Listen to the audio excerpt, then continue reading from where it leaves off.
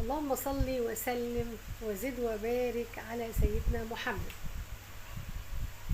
هقول لكم على سبب من أسباب ضيق الرزق. ذهب رجل إلى سيدنا عمر بن الخطاب فقال له: يا أمير المؤمنين، إني أجد ضيق في الرزق.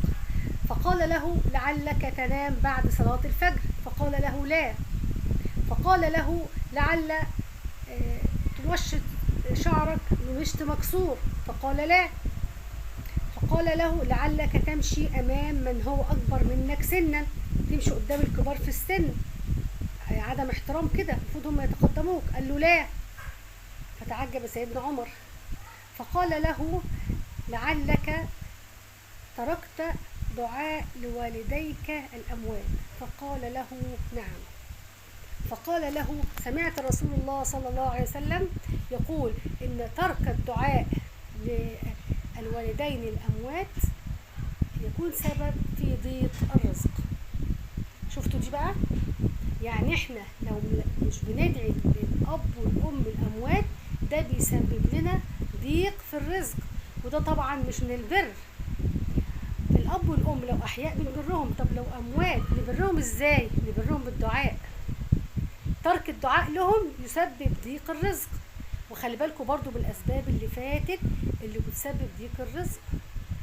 احترم الكبار، ما تمشيش أمام الأكبر منك سنا، ما تنامش بعد صلاة الفجر لأن ده وقت تقسيم الأرزاق.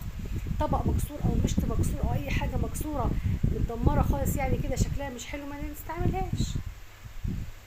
طيب ندعي بقى لأمواتنا: يا رب يا رحمن يا رحيم يا حي يا قيوم يا ذا الجلال والإكرام، اللهم باعد بيننا وبين أمواتنا يا رب كما باعد بينهم وبين خطاياهم كما باعدت بين المشرق والمغرب. اللهم نقهم من خطاياهم كما ينقى الثوب الأبيض من الدنس. اللهم اغسلهم من خطاياهم بالثلج والماء والبرد. اللهم اغفر لهم. اللهم بيض وجوههم يا رب، ارحمهم واغفر لهم وعاملهم بما أنت أهل له ولا تعاملهم بما هم أهل له. عاملهم بعفوك وكرمك وإحسانك يا رب ولا تعاملهم بعدلك يا رب. عاملهم بعفوك وإحسانك يا رب وكرمك يا رب. اللهم أكرم نزلهم.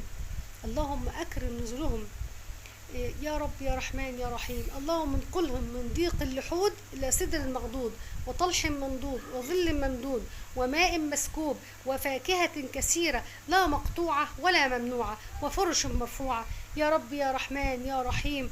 انقطعت بهم الأسباب وليس لهم إلاك يا رب يا كريم يا أكرم الأكرمين. اكرمهم بكرمك وعفوك ورحمتك يا الله. يا رب ارحم كل أمواتنا يا رب وتقبل دعائنا ليهم يا رب، اللهم أمين. ما تنسوش يا أحبابي لو سمحتوا الدعاء للأموات. انقطعت بهم الأسباب، بيتلهفوا على دعوة من أولادهم. وما تنسوش الأسباب اللي بتخلي في صدقة جارية وفي حسنات بتوصل للأموات اللي هي ابن صالح، زي ما الرسول صلى الله عليه وسلم: إذا مات ابن آدم انقطع عمله إلا من ثلاث: صدقة جارية أو علم ينتفع به أو ولد صالح يدعو له. يا رب نكون الأولاد الصالحين اللي بندعي لآبائنا وأمهاتنا الأموات يا رب، اللهم آمين. لو سمحتوا لايك للفيديو واشتراك في القناة.